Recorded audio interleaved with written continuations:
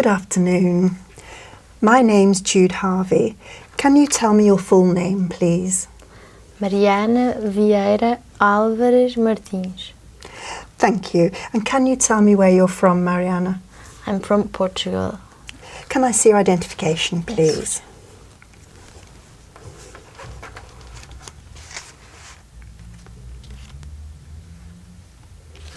Yes. Thank you, that's fine. You're welcome.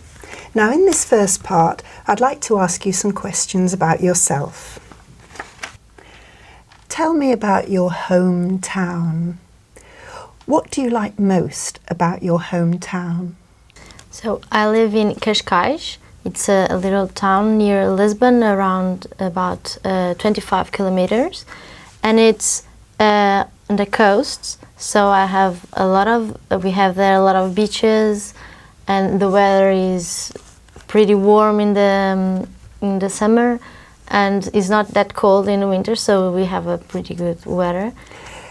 Is your hometown a popular place for tourists to Yes, visit? it is. Actually, mostly because of the beaches, and we have a lot of sightseeing near Cascais in Sintra. We have castles, a lot of historical places, and we have a lot of good restaurants with an amazing panoramic views over the sea.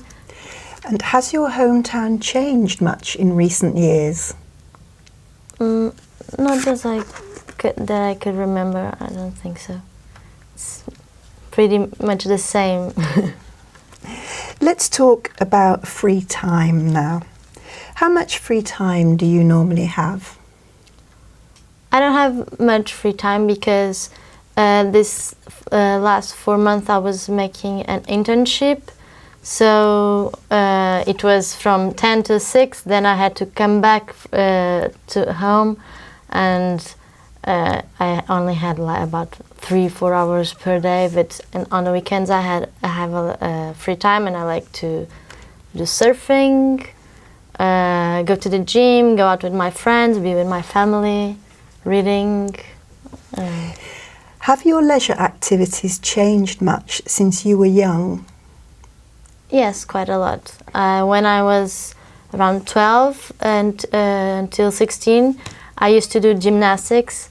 Then I quit the gymnastics. I started to surf. I surfed a lot. I started school at 8, and sometimes I went to the beach before 8, so 6 I was in the beach.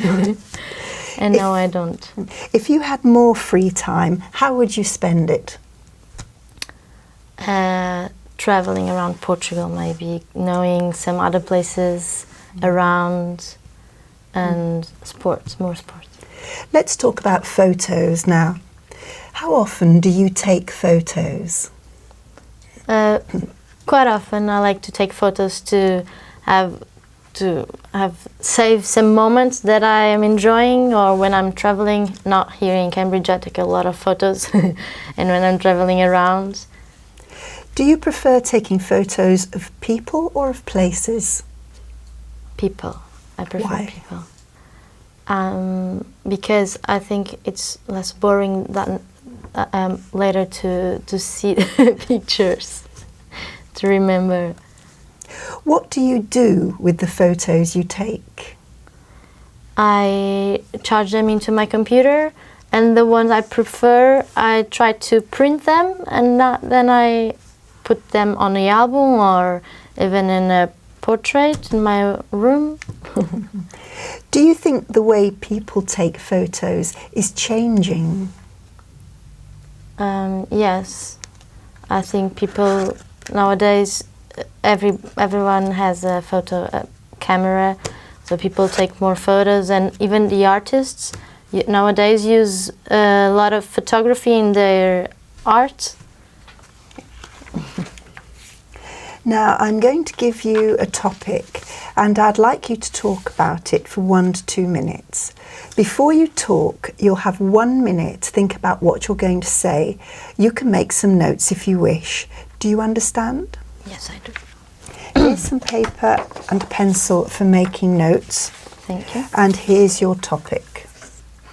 I'd like you to describe a situation when someone that you didn't know helped you. Okay.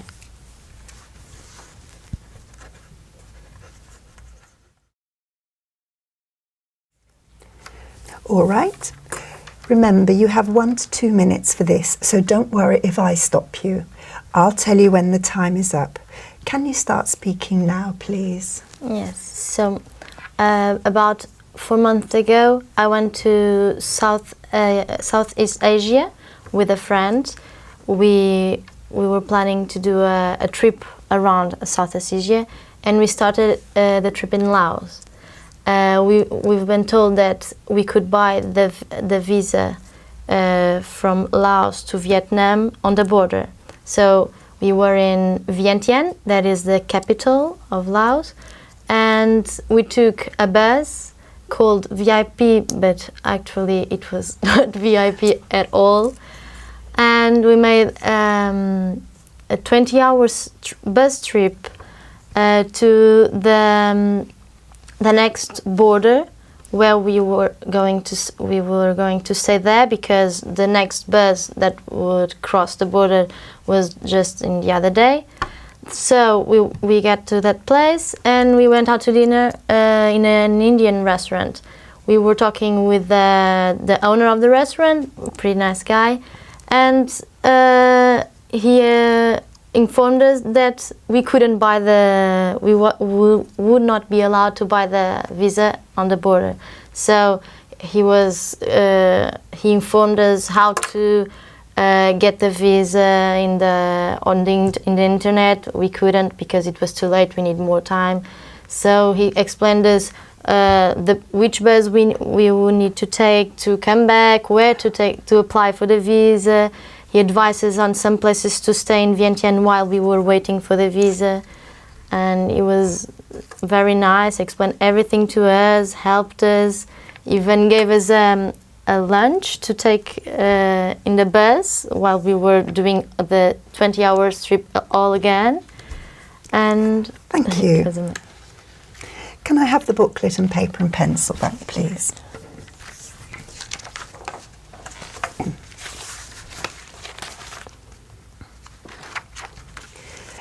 We've been talking about a situation when someone you didn't know helped you, and I'd like to discuss with you 1 or 2 more general questions related to this. Let's consider, first of all, children helping others. What kinds of things can children do to help in the home? In the home, I think children can help with the homework, like setting up the table, doing their beds, helping their parents to have the house tight and do their homeworks. That is their duties when we are young. That's our duty. And help each other if they have brothers to take care of the little ones. The elders take care of the little ones, and I think. How can children best learn to be helpful to others? I think that must come from the parents and from the schools. I think parents should motivate them or encourage them to help their brothers, to help at home, and at school schools should encourage them to help other children that need more than them, like the poor children, and know about the different opportunities that unfortunately we have today. What ways can schools encourage children to help the community?